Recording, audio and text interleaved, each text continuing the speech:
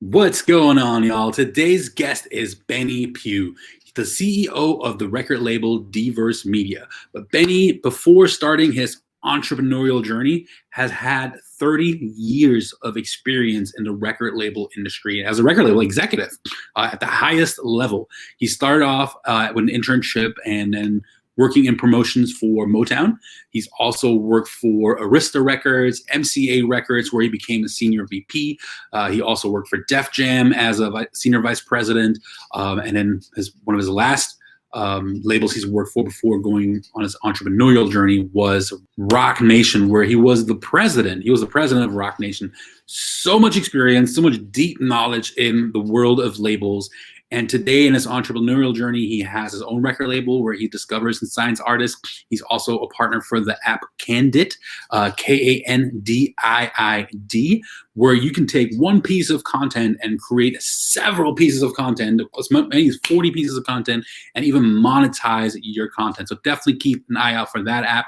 And he has a brand new book coming out, his first book, in early 2021 on his life's journey through the record label industry, and which was probably going to be full with amazing stories, philosophy, lessons, just as in this episode. Please take a quick second, subscribe to the channel, leave a comment if you have any questions. Love to hear from y'all, and I hope you enjoy this conversation with the amazing Benny Pough. Live the life you love. What's up, Chris? How are you, sir? Thanks for having me. Yeah, I'm doing great. We're in the middle of moving in the pandemic and new baby boy, 9-month-old, but I'm doing amazing. Wow, 9-month-old. Is first, second, third? First one. Oh, wow. Super exciting. So exciting. Yeah. Sharing the duties? Are you sharing the duties? I am actually stay-at-home dad. Good. So because of COVID, I got laid off. I used to work for AEG Presents, and of course, the concert industry is completely down right now. Right. And it's a blessing in disguise. It's bittersweet, so I got laid off, but it's amazing to, I guess, to kind of share a quick personal story. It's tough going through this pandemic. I'm sure you've felt some things. You've seen people in the industry that have dealt with some things, and comes with ups and downs. And my wife reminded me actually this weekend, and she's like, look how beautiful his personality is. And imagine if you were still on the road 70, 80 hours a week and would have had to hire a babysitter full time to take care of him. But no, he has his dad who cares for him every single day, all day. And that would not have happened if you were on the road. So it's definitely bittersweet. So let me say this to you, right? And I look at it as sweet. It's not bittersweet. And the reason is I have 3 children. And I've never had what you had with any of them, right? Just because of what your wife said to you about the 70, 80 hours, right? And we give as much of our kids that we can, but the only thing that's most valuable is your time, right?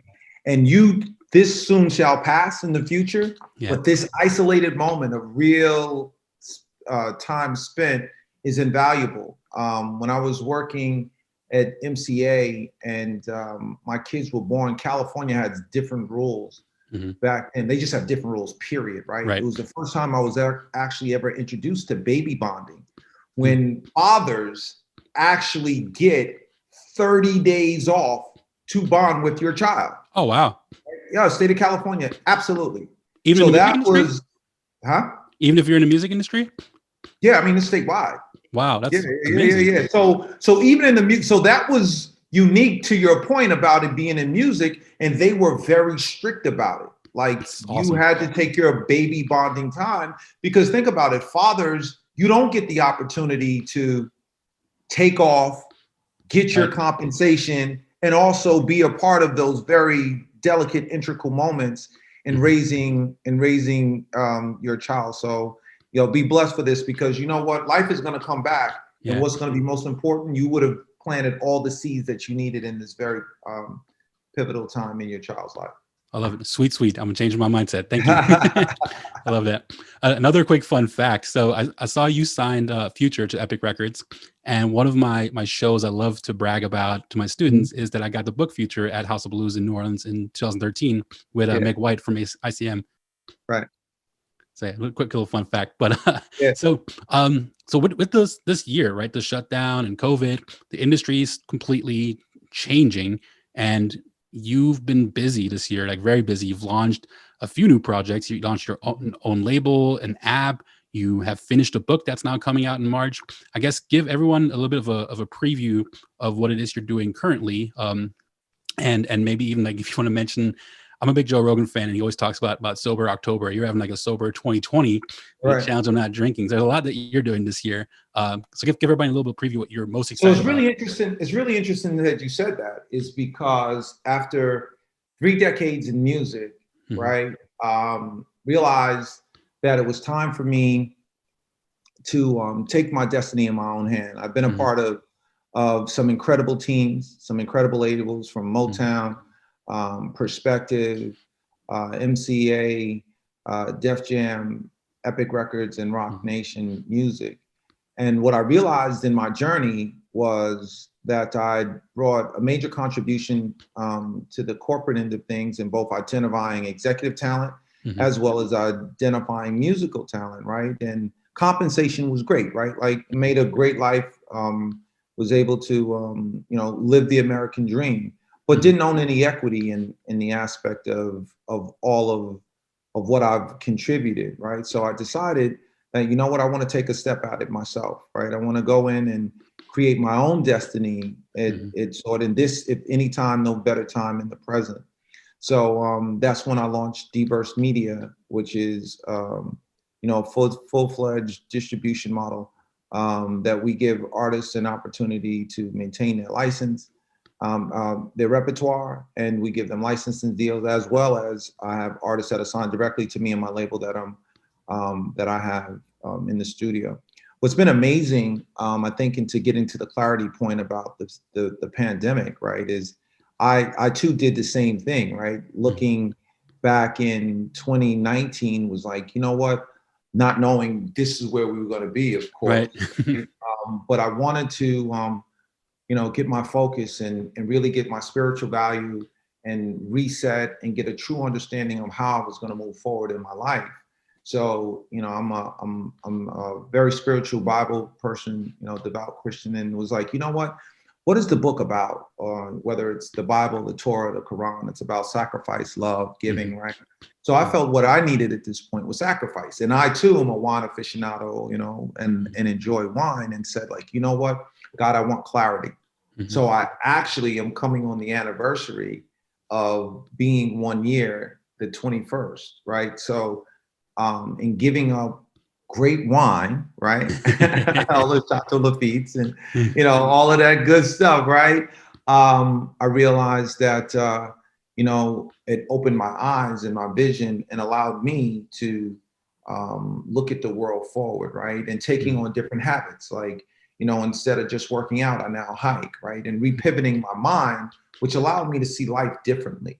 And in order to do that, a lot of things that you might not view as opportunity are opportunities. Hence, seeing the app that I'm now a part of called Candid.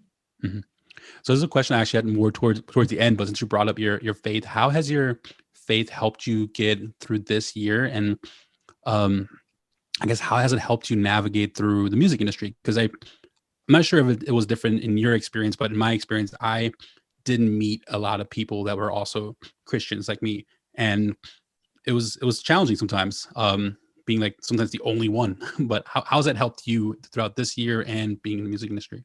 So you nailed it, Chris, with the only one factor, right? And being minorities, you realize that you're going to be the only one in a lot of places you are, as you ascend. So you're used to that, right? I was, growing up, one of few in college rooms, executive rooms, and you realize, like, how to handle the circumstances and how to handle the situation.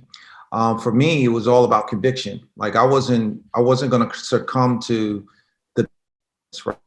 I was bringing the business to me, and the people who know me, the people who I've been a part of their success and them a part of mine, realize, like, well, that's Benny, right? There's certain things that, he's going to subscribe to, and there's certain things that aren't. Doesn't mean that we can do business, but we also can learn, right? And I think, like, for us, as Christians or people of faith is to be rooted in that. You don't have to shift, right?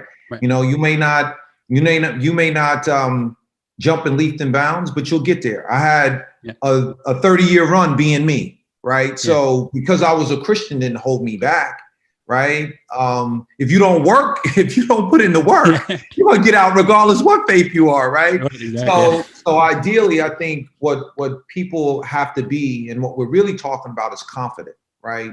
And being accepted for who you are and the value that you bring, as opposed to the labels that you wear. And ideally, you know, people will understand and learn to interact and deal with you at the level that you're at. So I think it's just more important, you know, being yourself and being unique to you. And another thing that you strike me a lot as, just from the little bit of we've been talking just now and the conversations I saw you had on other interviews, you're also someone that not necessarily like uses that, I don't know, as something that you like flaunt or display. Like you're using something as you use as a way of life. Like your actions or like Christian virtues. It's not necessarily 24/7 saying, "Oh, I'm a Christian. I'm a Christian." Like, right. You lead by action, which I love seeing that.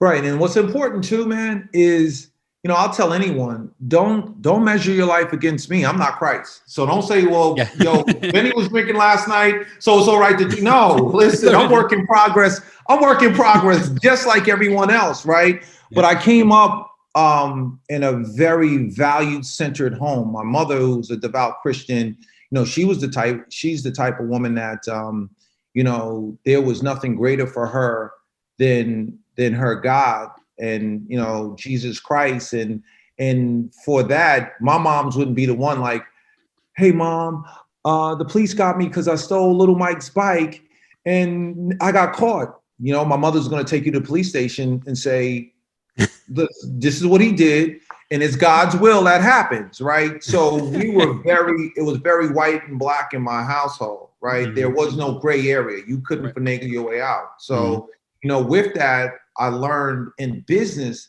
people want truth.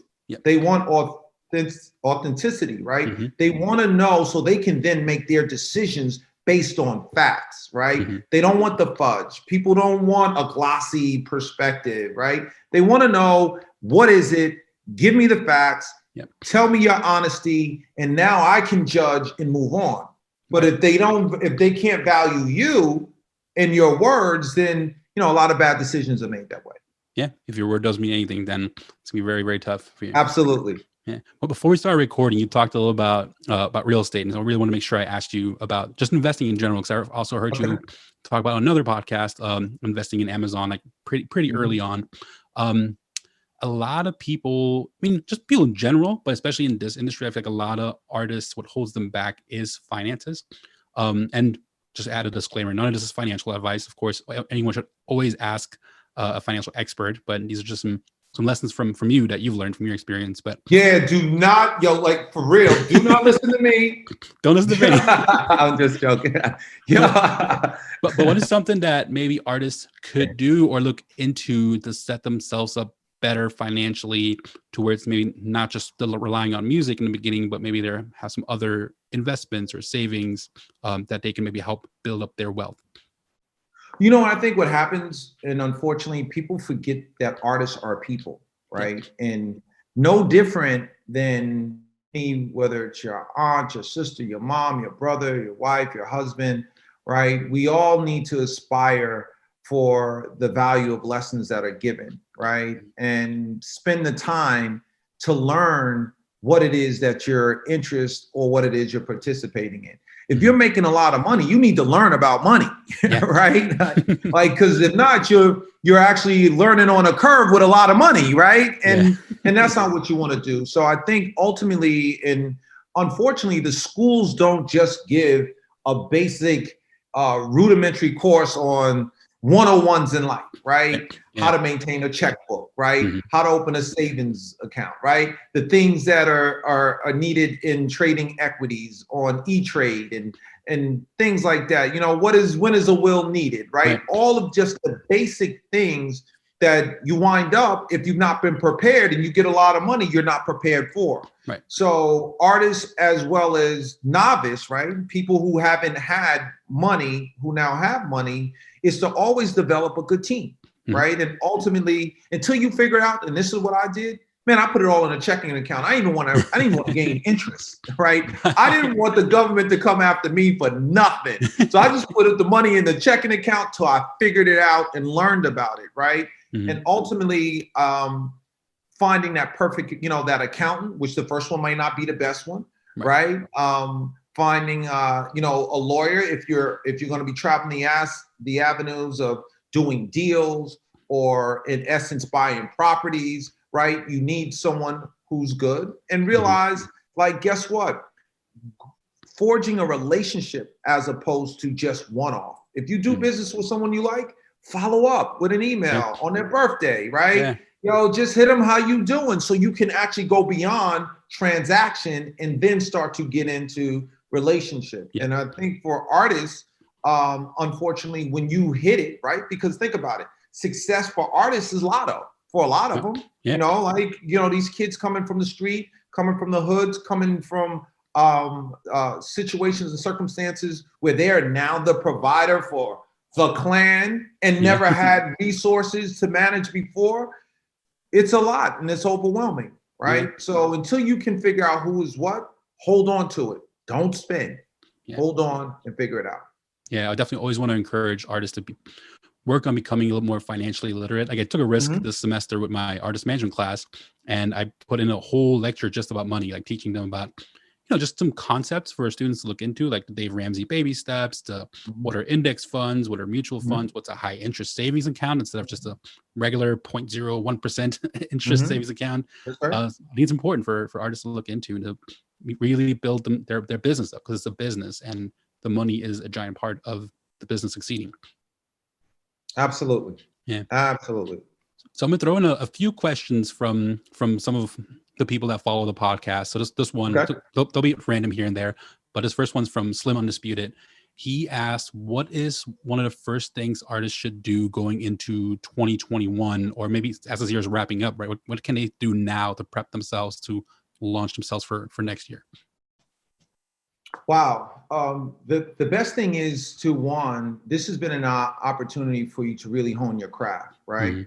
Know who you are, get your music fine down to what you feel your direction is going to be, right? Have lots of music for when the doors open, right? So you have a variety to attack the marketplace with. Social media right now you should be mastering, and because there are so many opportunities for people to market and promote themselves, you have to really now put your best foot forward, because everyone is competing in the marketing space. So being unique, right? Knowing who your essence are, your product, your consumer is super, super important. I love that you said have lots of music, because I'd be curious to know, like, how many songs on average you have, your artists have had coming out of the studio for a potential album. Because I have these two rules, for a classroom, you always try to create these rules or these guidelines. And I have like the 4-to-1 rule and the 10-to-1 rule. So 4-to-1 being minimum. So if you're writing a 5-song album, you should have at least 4 times as many songs as you're releasing, but ideally 10 times as many, because Michael Jackson had over 100 songs for Thriller. Like, what is an average amount of songs that artists record or write before going into the studio, before releasing an album? I mean, there's no rhyme or reason, right? It's quality over quantity, right? And obviously everything else is the B-sides, right? After you get to what you need. But the people who are really serious spend time, right, perfecting their craft is why you have so many different, recordings, right? When you just think about, like, one of the artists that I'm not surprised is as successful as he is Future. Right. Like, I've never seen anybody record as much music, right? He lived, sleep, process music all the time, right? And hence why he was probably, a modern day icon in the trap space that we've seen, just because he was all the way committed to his craft. So Mm-hmm. I don't know if and think about it this way too, right? The song might not be apropos now, but doesn't mean it won't matter later, right? Right.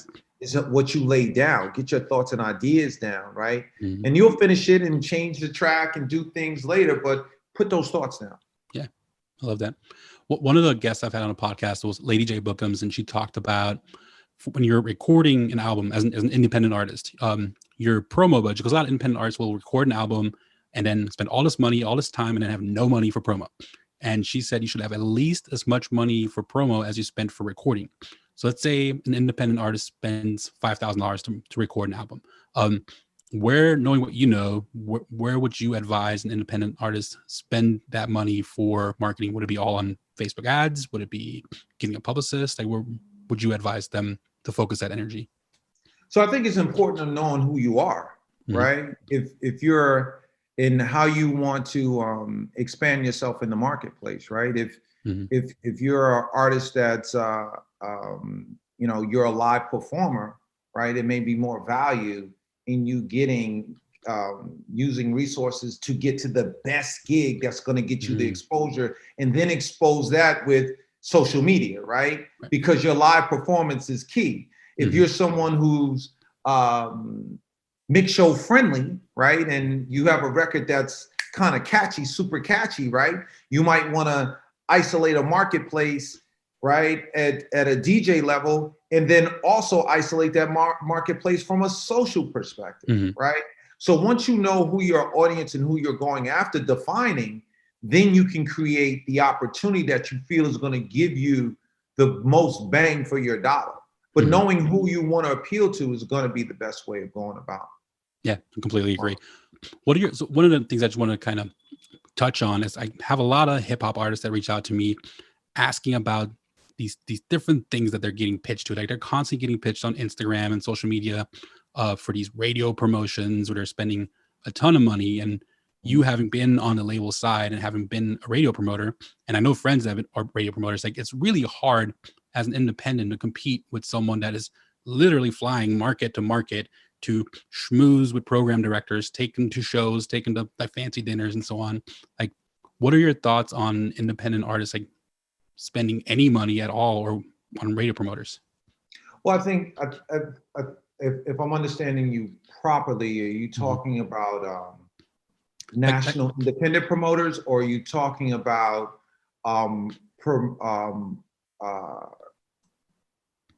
people that are in radio? National independent promoters. So there's like all these radio promoters that are trying to. Okay, so got it. So ideally, what's I think of it this way, right?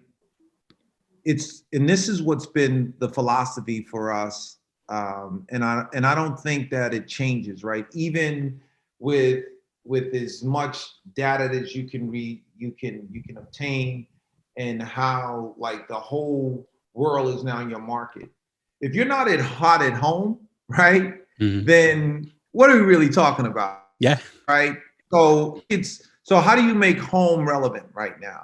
So local artists, right? You should definitely have traction local marketplace, right? And that should be the launch pad. Now, everyone's not going to break from there, right? And that's the beautiful thing about having the internet, because everyone can have access to you.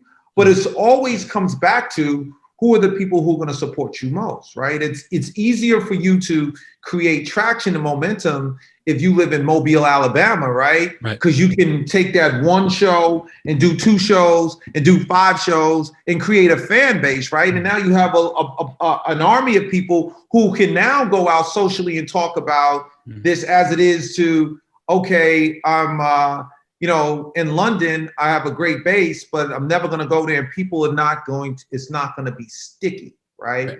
So ultimately, there are going to be people who are going to appreciate you, but then there's going to be someone else that comes, but you haven't created a real base, right? And that's ultimately what I think is the best way. So as from a local promoter standpoint, deal with a local promoter that can at least get you, exposed at home. I love that. That's such a good tip. there's also so many ways for artists to make a living these days. All these different stories about labels, the good and the bad and the ugly. But what are some of the benefits of an artist signing to a major label? I'm just trying to figure out when did a major label actually become a bad thing, right? So, I think so. It's part. So think of it this way, right? With the whole label indie conversation,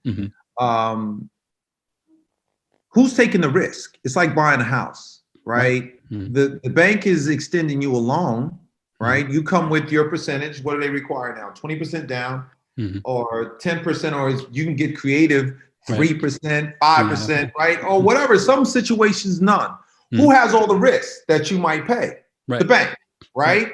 So they're just believing in you that ultimately that through this journey, you're going to make all of your payments to me, right? Because I don't want this asset anyway. I'm believing in you. So with the label, it's the same thing, right? In essence, I believe in your talent. I see promise in you. I don't know what's going to happen, right? At the end of the day, my investment could be 100,000, right? And walk away and you not happen, or it can be millions of dollars and believe in you and walk away. It's not like you carry that debt with you, right? It's not like, somebody reports you to the credit bureaus, right? Like your project didn't work and now you owe this money, right? It doesn't quite work that way, right? So I think what the upside is what you get from labels are you get their Rolodex, you get their contents, you get the gravitas, you get the recognition. And as an indie, I think it's important walking into a label with a vision, which is always important right now, because labels are more finishers than they are starters. Right. So if you don't have a vision for yourself, it's hard for other people to believe in. And going back to what we were talking about earlier, it's that team, right? You need to have a good business manager. You need to have a good attorney, right? Because ultimately what you think about and what you've heard is just people who've just done bad deals. Right. Exactly. Right. Because there are a lot of people who aren't complaining about the labels, right? Yep. Right. Because they've had a good team and they've done good business. Right. And as you make more, you take more, right? Yeah. Well, right, is if you're a successful artist, why, if I'm a label, if you really think about it, right? Big artists don't jump from label to label.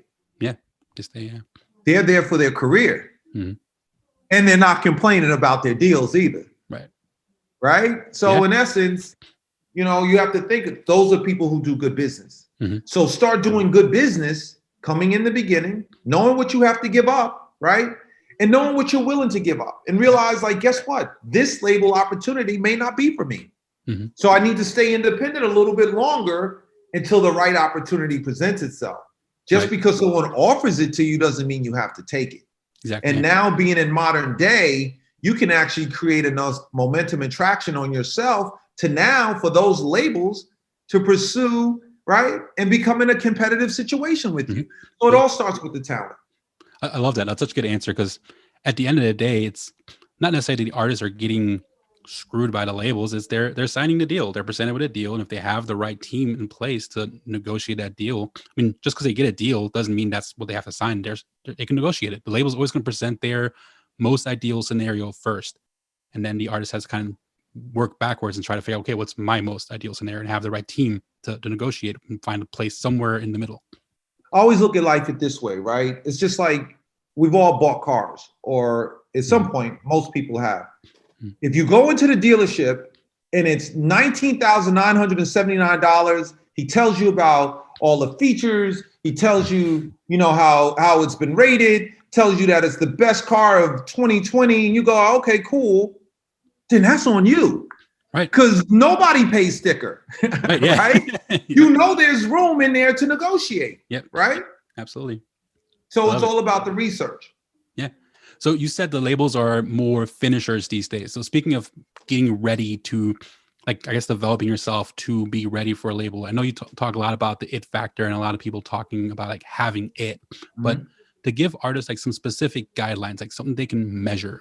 Are there any 2 to 3 things that artists could work on or focus their energy on? Is it social media followers? Should they try to make a certain amount of money per year? What are some 2 to 3 specific guidelines that they can measure and work towards? So uniqueness is one, right? I Mm-hmm. think it's, you just sounding like being like someone else. That's always, not the best way to entry point, right? Social is the first indicator to how discovery is happening now, Mm-hmm. because we don't have venues. That's not the way that people go about looking at music, right? And having a vision, Mm-hmm. right? Knowing how you can monetize, right? So if between streaming, merch, right, and those elements, you can always create a story in order to go in and demand, Mm-hmm. what it is that you're looking for, or at least have a conversation. I'd love your thoughts on this. So something I always say, like just something I've learned from people in the industry is instead of focusing on like chasing the labels all the time and trying to get their attention, spend more energy focusing on building a business that has a Absolutely, social media following, business that's making money. And when you're really ready, the labels will come find you. absolutely. Yeah. Yeah. Or even in that, in your example, you can now actually call the labels. Yeah. Right? And Mhm. people will be more apt because there's a story. Everyone's looking for a story, Right. right? So it's hard when it's still isolated with you and your friends, Right. right? You and 100 followers, right? Yeah. Like that's difficult. Like, Right. yeah, that's just difficult. Hmm. Yeah, totally. So you brought up the real estate example with the like Mhm. with the record advance. Of course, it's a little bit different because the real estate example, the credit companies are going to chase you down and get you to pay Absolutely. that money back. But one of the things that I'm trying to be a big advocate for is artists fighting for their masters and Mhm. either trying to negotiate a deal where the master is a lease, which I've seen at the independent level, or where the artist can earn their master back after a certain amount of revenue has been made. Like, how often have you seen that happen, or what is the label's argument against that?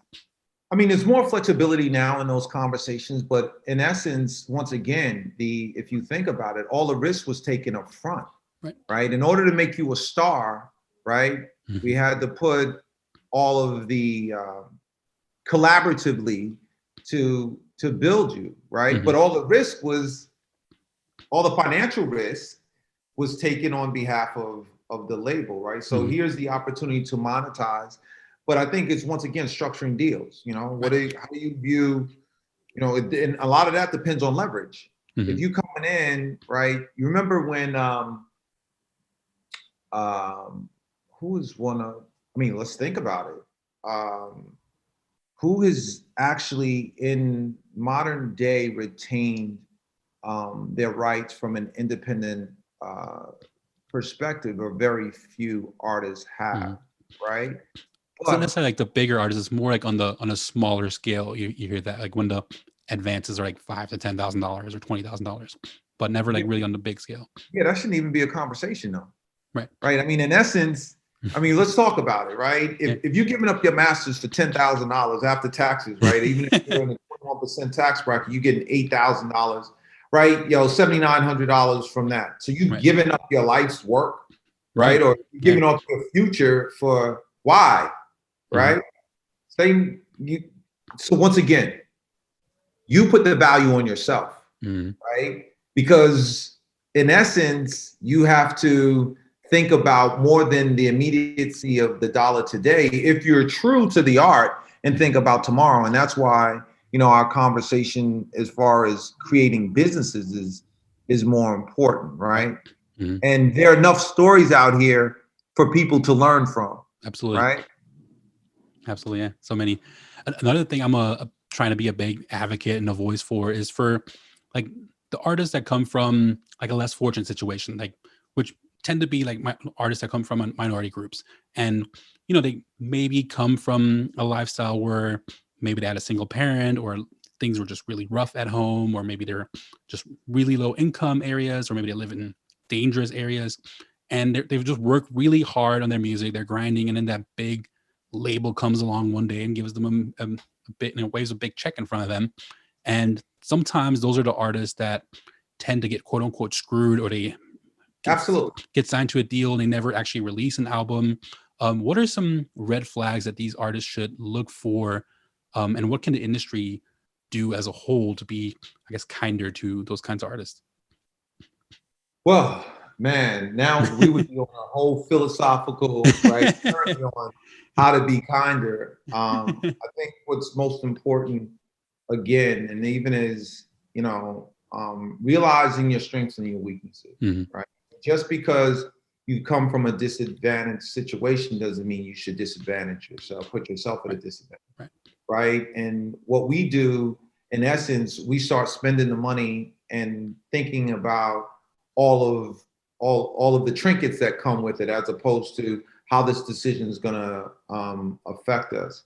So my first advice would be, you know what, never do a deal without an attorney, right? That's going to be your first line of defense, right? At least that's going to be some kind of reasoning, right? Two, let it be a music business attorney. Like, don't go get a real estate attorney, right? Yeah, right. A probate attorney.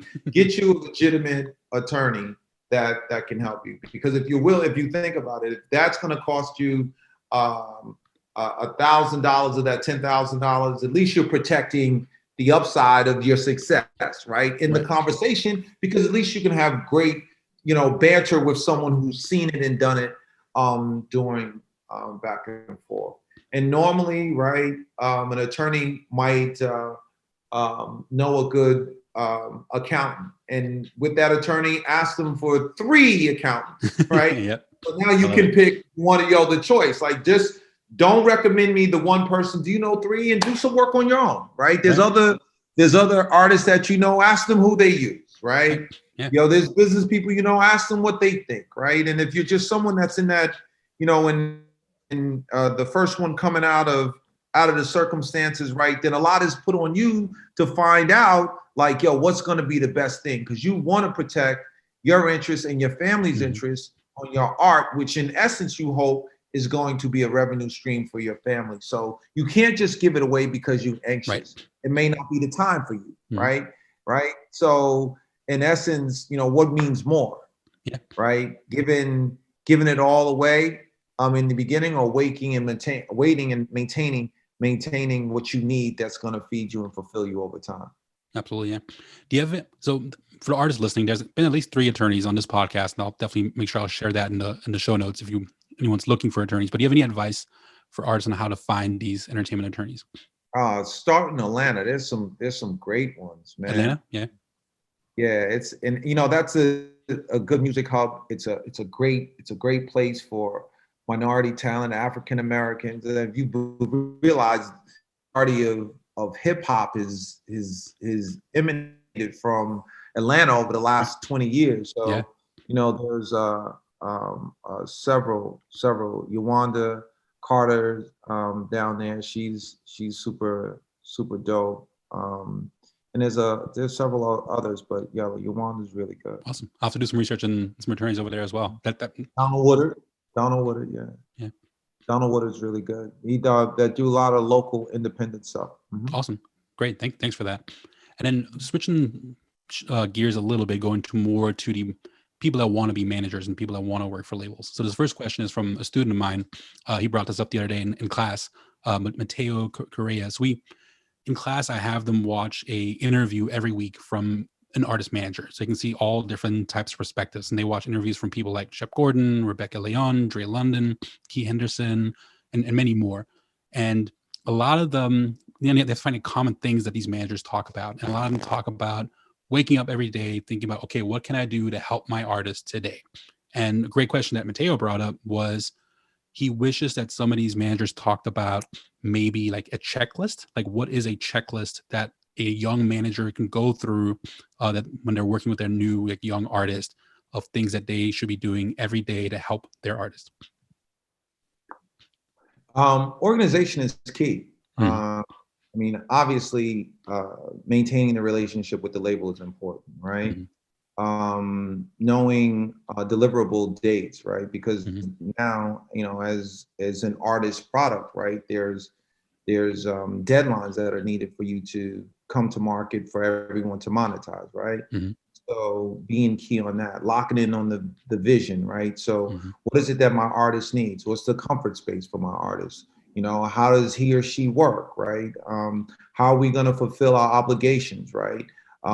Brand conversations. What brands do I see us having? What are my approaches? What are my steps to doing? Where do I see us as far as, the vision from a media perspective, right? From a radio perspective, right? From a digital perspective. And you back into all of that in execution on a day-to-day basis, right? So it's not just from the broad of thinking about my artist, right? You got to get into the granular and building into the success. How do I see the success for my artist? And then you start adding, how this roadmap looks. Do you have any advice on how these young, like newer managers or aspiring label executives can build relationships? Because like someone that's just starting out, that's in college right now, maybe someone, not to throw you under the bus, but maybe someone like you doesn't have the time right now because you're just busy with other things to talk to a student. So how could they stand out and get someone like yours attention, or someone that's in the industry? Like how could they, like people like Gary Vee always talk about offering value, and I always talk about find ways you can promote their artists. Like if Benny just signed a brand new artist that he's excited about, figure out, like reach out to him and see how you can promote that artist in your market. Like, is that something that's valuable, or what can students do to offer value to someone like you? So I think, I mean, it's applicable in any business. I think what people step away from and they forget is what hard work really is, right? Like this is probably one of the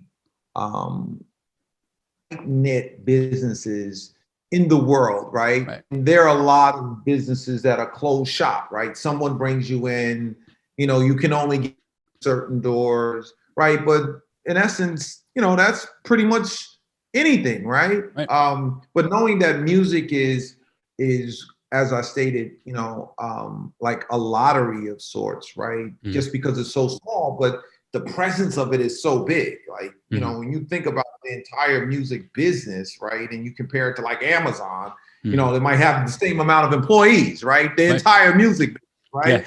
Yeah. So, right? So you have to, look at it in perspective and weigh it for what it is. But I think to answer your question, what's really important about hard work, example, there's a young lady, I did a talk at university, and a young lady, she emailed me. She wrote me a letter. She followed up. She wrote me another letter, right? After 30 days, right? Because I was just watching to see how aggressive she was and how assertive she was. I responded. Then I gave her another week, right? Because I loved her writing style. And I loved the way that she put everything together, right? And I loved the way that like she actually pitched me, right? And I liked the way that, she was very persistent, right?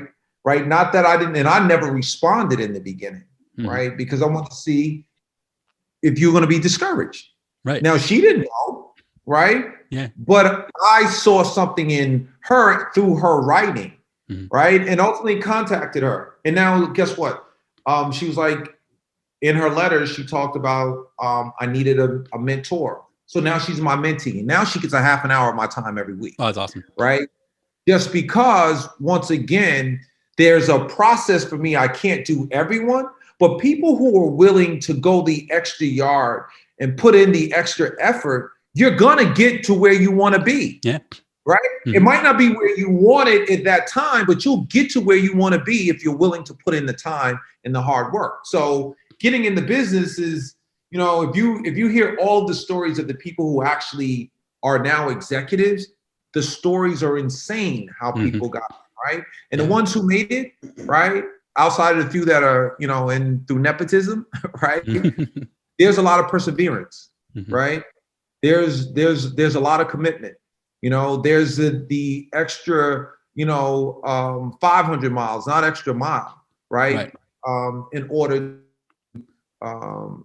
make yourself available and show people that, you can do it. So I think, once again, it's just really important for people to be committed to what they want, because it's not going to come easy. So if you just think you're going to get into the music business because it's a dream and an aspiration, no. Yeah, you got to work really hard for a long time. It's not. Yeah. I always talk about how, students should not just look at the big executives, but also look at the person sitting next to you in class, look at the assistants right now, or look at the mentees. Like I feel like someone that that talk to this mentee of yours, they would probably learn so much from her because she's getting a half hour of your time every week. Like I'd love to have her on the podcast and talk to her about her story. Yeah, I'll definitely give you off. I don't want to blast her, right? Yeah, no, absolutely not. No. Yeah, but if she's into it, I'll send oh you yeah, down she the would site. love it. She would love it. She would love it, man. Incredible story too. Incredible story. Yeah. Awesome. I love that. And you also have a very strong sales background from before you started in the business, and you're also even a comedian, which failed comedian, man. Get it proper. I'm a failed comedian. There's no such thing as failure, right? It's only learning lessons. But what skills should students focus on developing, like right now, as they're still in school? Like besides learning the music business stuff, is it sales? Is it marketing? Is it finance? Is it all the above, or some other things? Well, always play to your strength, right? Mm-hmm. So whatever it is for you that people identify going to you, make sure that you're strong there. For me, it was sales, right? So I always spent time refreshing myself, right? Learning the business, right? And putting it into my pitch, and always was ready and prepared for whatever came my way, right? So personality was important. Spent a lot of time with learning the marketing and sales business aspect, right? Graduated from St. John's University with a communication and marketing degree. So it was just important and imperative for me to make sure that I always stay current on what was going on. If accounting is your thing, right, then you should stay current on the information, right? And also pivot to understand what accounting means in the music business, right? And look for internships. There are value in internships, right? Yeah. They're far more difficult now, and that's not to put a boulder, but knowing that you should think about those things far in advance, right? And figure out, like, you know what? If I'm an accounting major, I want to get my foot in the door. Let's not ever walk away from it, right? If there's only an opportunity to get in through the art department, then you know what, damn it, I'm going to get in the art department, get their books tight, right? And figure it out, because guess what I'm going to do once I'm in? I'm going to go speak to the accountant. Hi, sir. Ma'am, I'm interviewing in the art department, but I'm a third-year accounting student. Because now you put a seat in them, you're in the door. Maybe next year they'll bring you back. So it's always about getting where you fit in, right? And when you fit in, once you get in, now you figure out what size you are. And now you make the play on, how am I going to advance myself? I love that. Get in where you fit in. I always preach about, if you want to work on the venue side or promoter side, the box office is a really great way to start. And you get to talk to a lot of people in your box office, from patrons to artists to tour managers and all the above. Or even like the accounting thing, like working at AEG, we had more people working in the finance department than town buyers and production managers. So that, if you're getting numbers, that could be a way in, and then all of a sudden you can become a tour accountant or something like that. I love that. So switching gears a little bit more to like the events of this year. So this first question is from Ann Ryan, and she said, I'm gonna read this one out because it's a little lengthy. You want to combine some of her questions. With the impact of COVID, we've already learned a lot of things about the music industry, and there are still a lot of unknowns. Is the damage that's been done unrecoverable? What is the timeline before things get back to normal, or will there be a new normal? And are there any genres in this industry that will recover faster than others? Well, a little bit of a loaded question. If you think, the beautiful thing about music is music has been with us through tragedies, love, trauma, right? And it always perseveres. Right. So ultimately, this too shall pass. Right. Of course, it will be different. Right. Because the world's going to be different. Right. If you think about now how we're actually processing and receiving music is different than it was a year ago, which was different was a year ago and 10 years before that. So things will definitely morph into a different place and space. So I think we just get prepared for what the future has to offer and keep it moving. Yeah.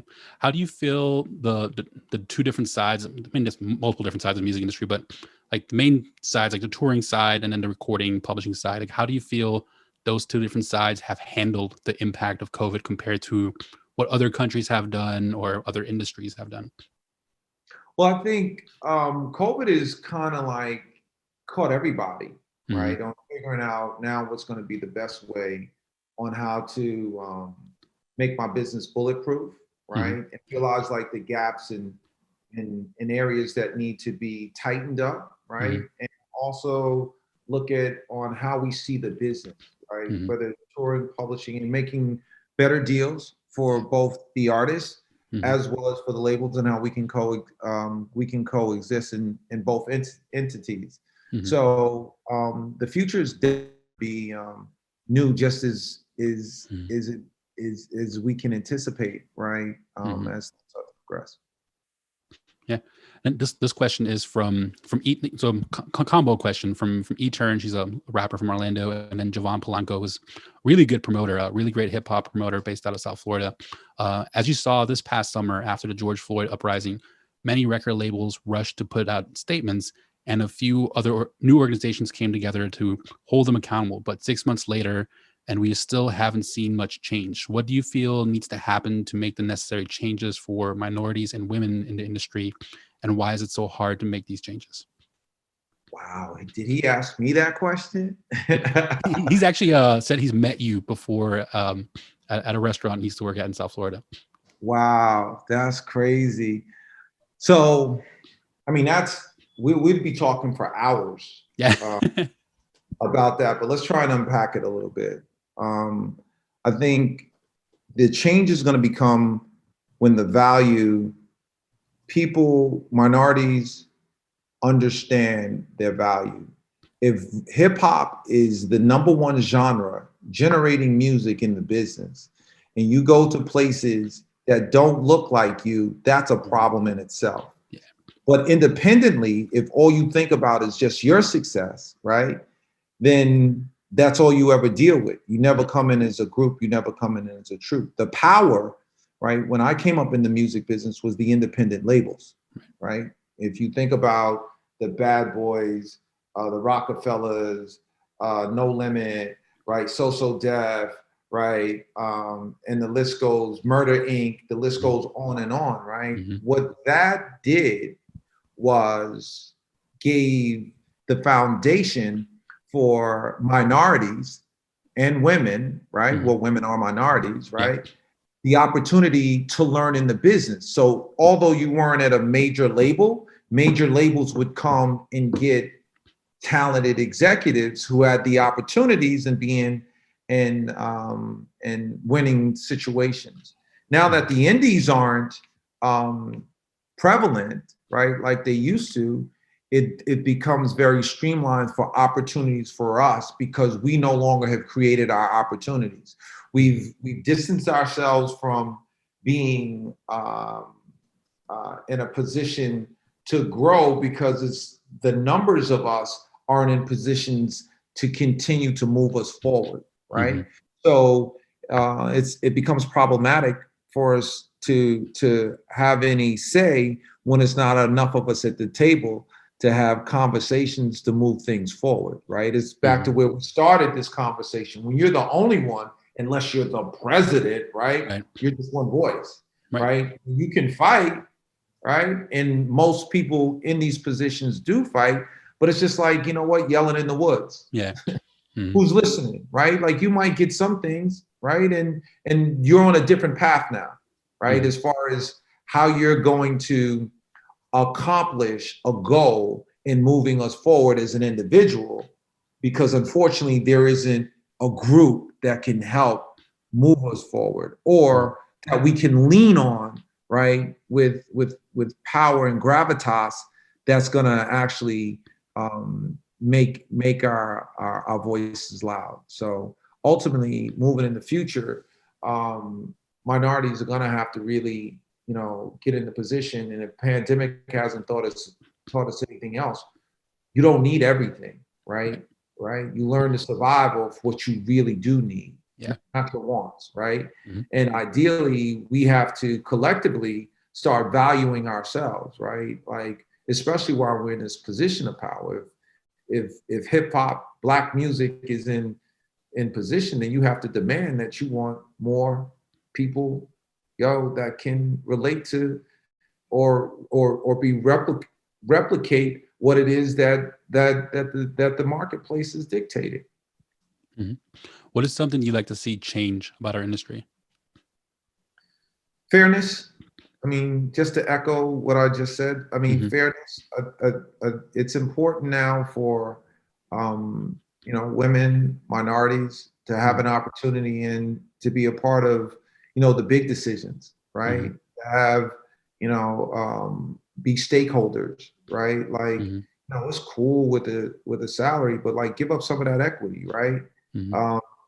Because at the end of the day, when it's over, it's over if you haven't prepared for yourself. And part of what I did when in music was early was, I had 2 plan A's. I was running the music gamut, but also was creating my real estate portfolio, just because there are no people who look like me in their 50s, 60s, and 70s walking around the music business. So once the end comes, if you've not prepared for yourself, and we've seen the stories of it, right? Don't put your head in the sand like it can't happen to me. And I learned early, right? Like I wasn't going to allow that to happen. So making the sacrifices along the way, with the earnings or the bonuses, purchasing assets, what was important to put me in the position, and letting every young executive or every young artist tell them the same, like prepare for your future. Absolutely. One of the guests I've had on the podcast was Shantae Barton Stubbs. She has a youth center in like one of the less fortunate areas in Orlando. It's called the New Image Youth Center, and they've done a really good job in working with these kids that are growing up in these neighborhoods, helping them not just graduate high school. Like they have a really, like in an area where the graduation rate is really low, the kids that go to this youth center have like a really high percentage of graduation rate. And they're even going on to college now. And she has like her first generation of students that are now coming back and giving back to the kids that are there now, which is like something that they are instilling into these kids like early on. If you want to see this neighborhood, this community prosper, like you have to come back and give back. Like how important is giving back for you? Oh man, that's everything to me. Yeah. Like, once again, just even stating with the whole mentee situation, man, like, the problem that happens with us, or something we need to improve, is elder African Americans and minorities is giving everything that we know away, right? Everything Chris, you have to, which you are, you're giving all of your knowledge and resources to anyone who's willing to listen. Because what happens with us a lot is, we all have to fail in order to succeed. As opposed to, guess what? Red means stop, don't walk in the street. Like I don't have to get hit by a car to figure that out, right? In very rudimentary perspective in business, right? So since the mistakes I've made, people don't need to make those mistakes, right? Exactly. So on and so forth. Help grab someone's hand and move them forward. Part of what was important to me while in the corporation was that everyone who worked for me became a homeowner, right? Like giving them insight on how to save their money and how to purchase, right? Because at the end of the day, the asset is what changes your life. Right. Ideally, shelter is really important. Like you can think about 5, 10 bedroom houses. Yeah, that's cool. But you know what? Own that condo you live in. Own that apartment that you live in, right? You can get a loan off of that, right? And you get another loan off of that, right? To support your career, help you through school, do whatever it is that you need, right? But you have ownership. And that's what's really important for us and for me, is giving everything that I've learned, right, during the course of my my professional life and my personal life, to all those who are willing to listen and to. I love that. Absolutely love that. This time went by so fast. I probably could have spoken to you for another 2 hours. But I guess before I ask you the last question, I ask everyone, tell everyone where they can find out more about you. Tell them about the book, the app. I know I just downloaded the app right before we started talking. I haven't signed in yet, but I will be signing in afterwards. Cool. But plug all those things where people can learn more about you. So You can always find me at bennypough.com, BENNYPOUGH, right? My book is coming out in 2021, January 2021. It's called On Impact. It's an inspirational, motivational business book that takes you through my journey from 11 years old as a newspaper delivery boy to now being on the Chris G show, right? And everything in the middle. So it brings you through the undercurrent of music and also professional situations and personal situations that I've been in. So I'm super excited about that.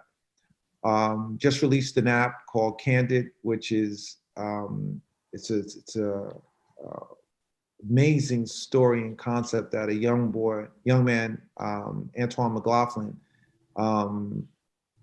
created out of Columbia, South Carolina, that he brought me on board. And it was really interesting on how he called me, and realizing I've spent a lot of time in music, identifying talent and identifying executives. And when he brought the concept, because that's all it was a concept of an app, right? And was looking for investors. He was halfway through when I said, you know what, I'm going to be a part of that. And what it does is it gives users or creators the opportunity to sell their content in a micro setting. So now on our site, right, when you think about Instagram, you're there for likes and posts, right? If you're OnlyFans, it's mature. You can't really be a part of that. So what we do is, on our site, one post is 40 pieces of content and 10 one-minute videos or any assortment thereof. So you now have the opportunity as the creator to put together a mix of content, and you can list it for free or up to $99. So you set the value of what your content is. We're just kind of like the Amazon of content for people who come into the marketplace and sell their content. So I'm super excited about that. We're now in the App Store, KANDIID, in our beta phase, and we'll be launching that at the top of the year. Awesome. I can't wait to sign up and see what it's all about. And before I ask you the last question, just want to say thank you to you for taking the time to talk to me, sharing so many great lessons with everyone that's listening, and for finishing the book and sharing your story. I can't wait for that book to come out. I'll definitely be sharing it with my students and audience. And just thanks for living a life that's an inspiration and that people can learn a lot from. And then exciting that you just share those lessons that you've learned throughout your career as well. Well, thank you, man. And I'll be back. And remember, let's do it. Sweet. Let's do it. I'd love to have you back. And I have so many more questions. I know I jumped around a lot today, but love to ask some more questions and jump into some stories and everything too from your amazing journey. But the question I ask everyone at the end is, what's your definition of making it? Oh, man. You know what? Jesus, what's my definition of making it, man? When I've given all that I can and people benefit and grow.